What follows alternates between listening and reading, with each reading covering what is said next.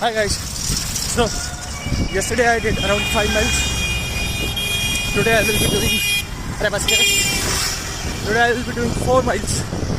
So I'm following a plan which I found on coolrunning.com, and in that we have to run from I guess Tuesday to Thursday, and then Friday is a leave, then Saturday, Sunday, and then Monday again is a leave.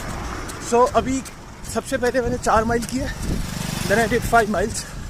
Now I'm doing 4 miles again. And tomorrow probably I'll be on leave.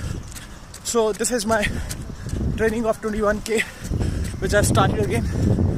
आज बारिश हो रही है and I'm running in rains. The weather is pretty good. It feels very fine. Temperature अच्छा है.